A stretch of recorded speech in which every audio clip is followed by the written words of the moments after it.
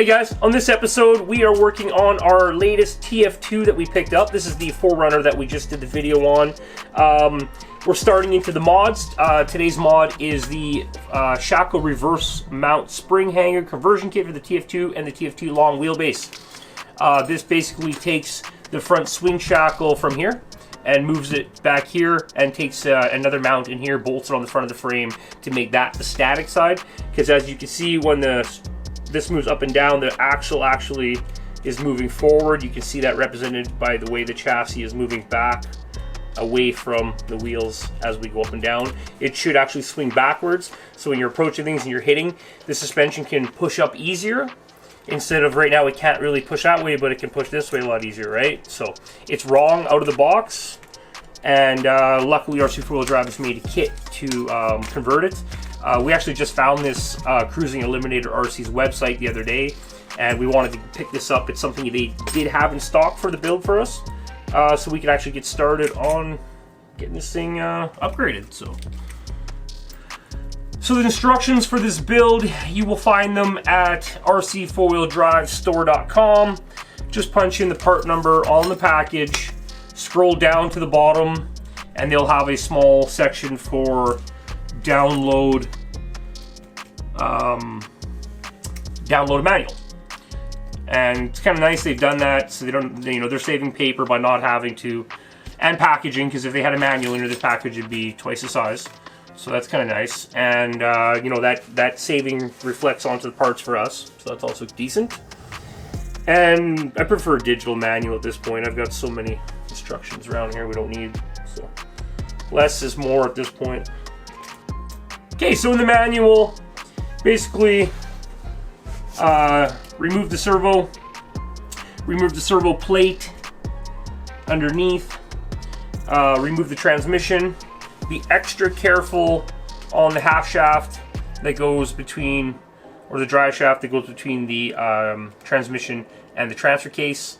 Make sure you loosen these out and slide this forward. You can break off these hardened steel shafts by twisting them a little bit too much in the direction they don't want to go.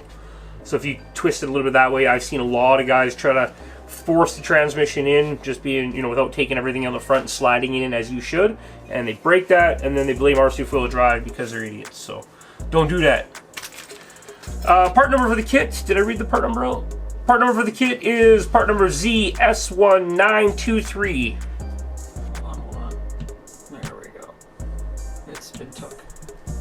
Before we open up this mess of parts, we will get the front of this truck pulled apart. So now this is an RTR, so it came all nice and buttoned up and stuff already, which is pretty cool. We are going to find some shorter front shocks. You can see that right now we've got about 3 millimeters of front suspension.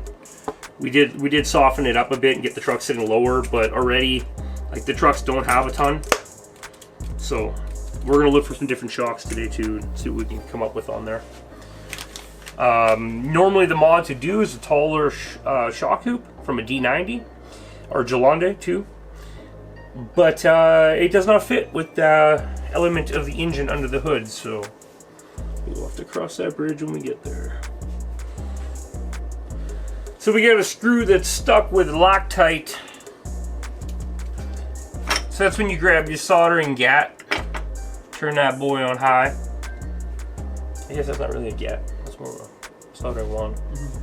Okay, so I like to take my Track Power TK950 soldering iron. Any soldering iron will do, and we got to get that screw hot. You can also heat up the aluminum around the screw. That will heat up faster and also help break the connection. I just put it right on the corner and between the two of them and just start heating.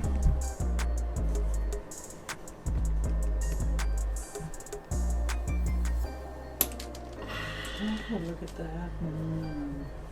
And then pop it loose. Shouldn't be able to lift the whole back of the truck by a 2 millimeter screw. Little tight. Okay, so we got the stuck screw out. Now we're going to go through and loosen the back screw on the drive shaft between the motor and the transmission. I like to call it the half shaft, probably wrong, but that's what we're calling it. And then you take out the front one completely. I like to get that pin out first before I get the final screws holding the transmission in out. just so you don't have anything hanging on that pin and you got to go in and fight it out after. So okay, so that brings that apart, that brings that apart. This frame will need to open up a little bit so we can pop this guy out.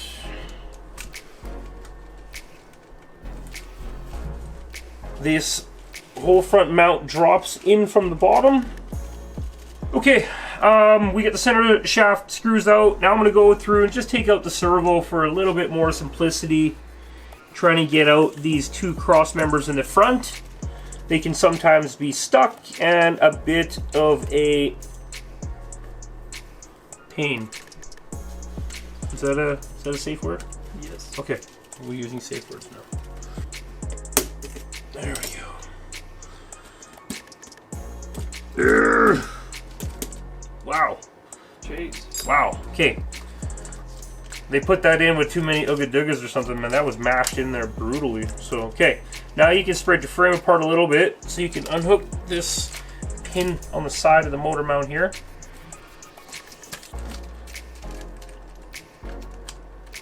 And you can take him out ever so nicely.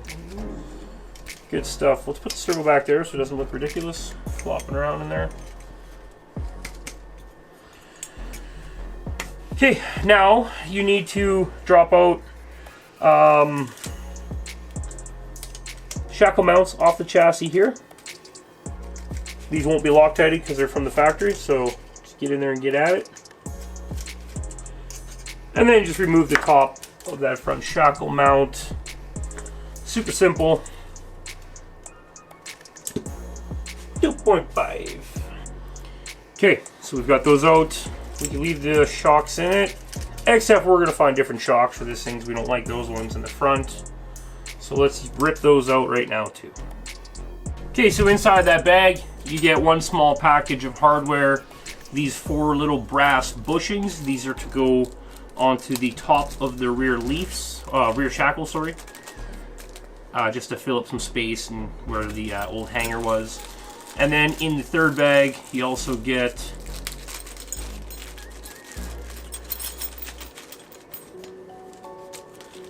a left and a right new frame piece for the front of the frame.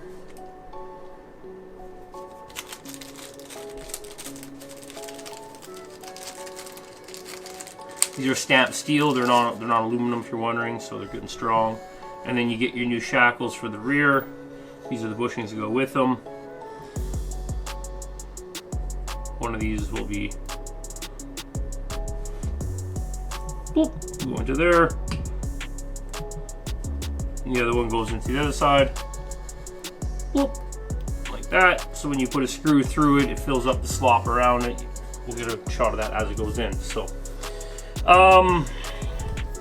simple enough. Start with the front frame extension.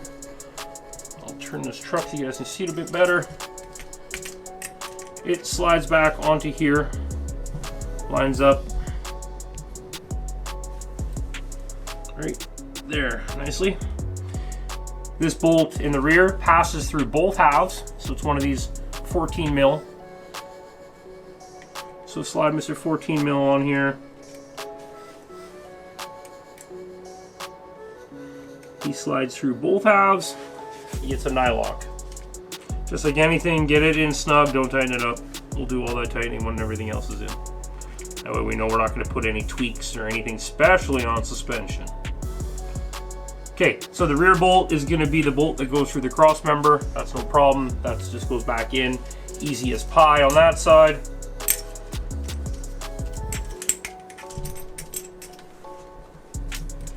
Now back here for the shackle, you take one of the new hangers and one of the brass pieces and you fit it into there. And then you take one of the 14 millimeter screws, you run that through. So you want to make sure as you're putting this together that the brass and this guy don't get like stacked on top of each other and you pinch the brass. The small one goes on the outside.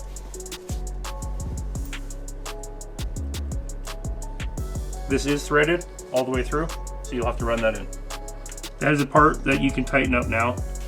The one for the inside, it has a bit of a lip, and that is to fill up the void where the old shackle mount was cut into the frame.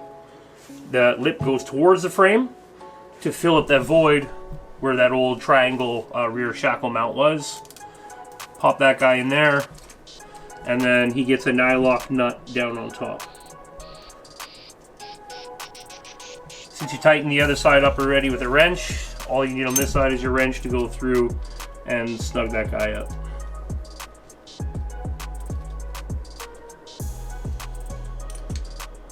Once again, just maintaining everything is tight and nothing's bound up. So everything moves nice. See? Boop, boop, boop, boop, boop, boop, boop. You gotta do that all the time, make sure everything is working good. Okay, so there's that. I'm gonna quickly throw on the other side, and then we'll jump back over here when we go to switch everything on the axle, put the axle into these mounts. So.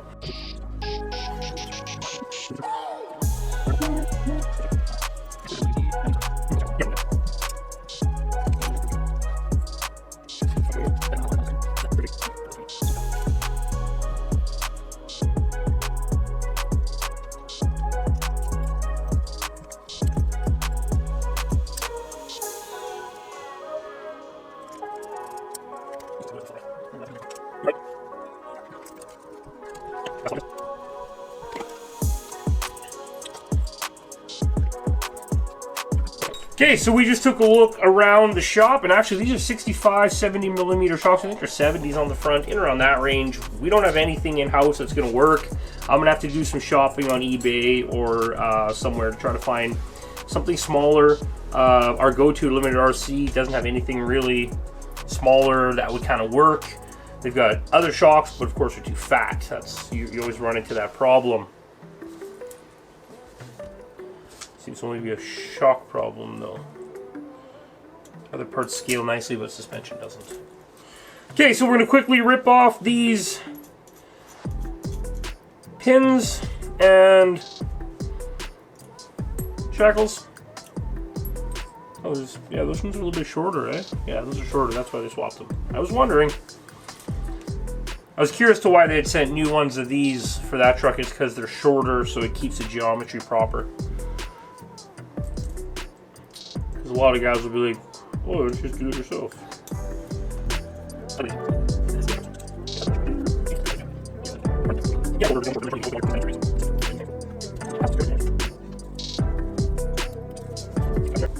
Okay, so basically you're gonna just need to salvage out the hinge pins that the leaf springs travel on and the bolts. Okay, so now that we just have our pins, or yeah, hinge pins or shoulder bolts, whatever you want to call those guys, out of there, we just slide the axle back underneath, set the front in.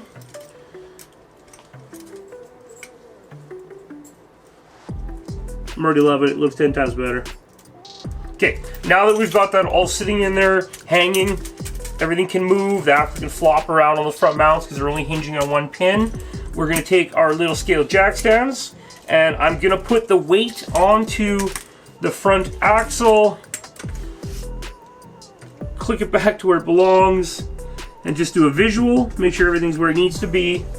We can cycle it a few times. You can see that beauty action working back here. Sneak peek.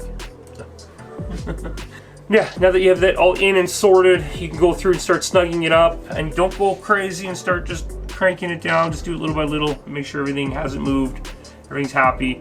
The leaf spring bolts, they don't fully tighten up because it's a shoulder pin bolt, so you can go through and start with those.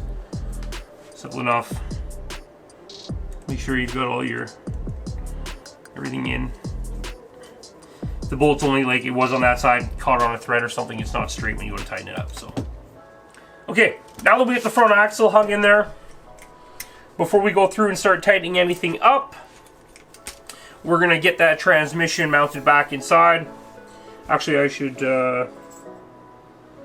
Those are tight. I can do the leaves from underneath after. Let's get this transmission back in there, get that out of the way. Now remember, you need to spread this frame apart so we can get this one pin on the side of the motor mount to line up. Do not force this shaft in the middle. Loosen it on that end too so you can move it around. If you force it, it will break. Okay, so I'm gonna get those screws in there. Leave them like 1/8 of the way loose, only 7/8 tight, however you want to look at it. And that gives me a little bit of room to flex in the front. Then I'm going to put this cross member in so that I can go through and start tightening up my front frame pieces. The holes on the top have to go onto the passenger side or the right-hand side of the vehicle so the servo can ride in this space allocated for it. Now, when they cut that, they did a real bad job. So I need to relocate my file, and we're going to have to spend a little bit of time cleaning this part off. It's not this part, it's the machining they did in the chassis is very rough cut, and these two are like really mashing together. So I'm going to take the corners and edges off, and hopefully this guy actually starts to fit into there, because we had to pound it out with a pair of pliers to get it apart. Like with the rubber inside the pliers, just kept tapping on it downward, pop it out, which is not how it should be in there. Okay, so this cross member was a bit of a beast, but we got it back in. File it all down, did a bit of sanding, soul searching, abuse.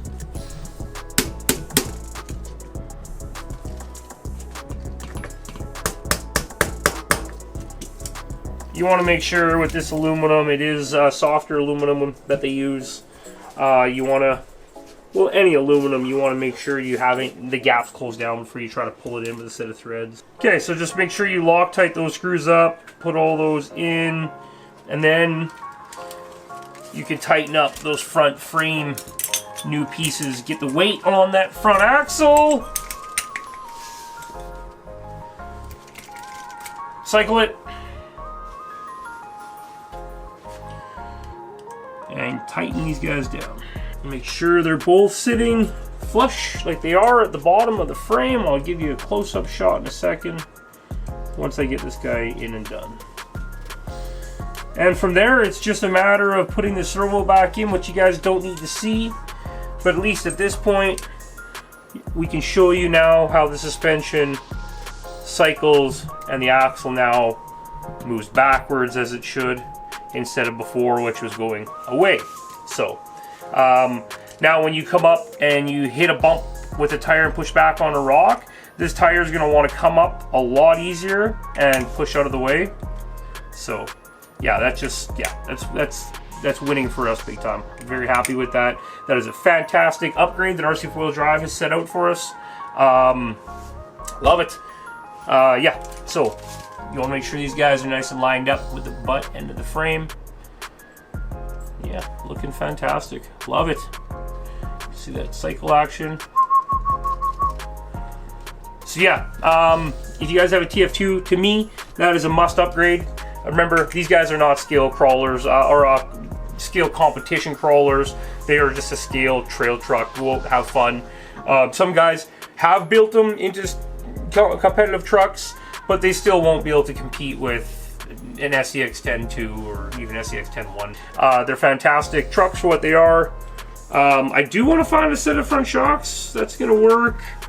Maybe we might 3D print some shock hoops that are just a little bit taller that we can sneak under that hood just to get a little bit more down throw, because right now with no shocks on, I'm really liking the travel, but once you put the shocks on, our travel stops right there.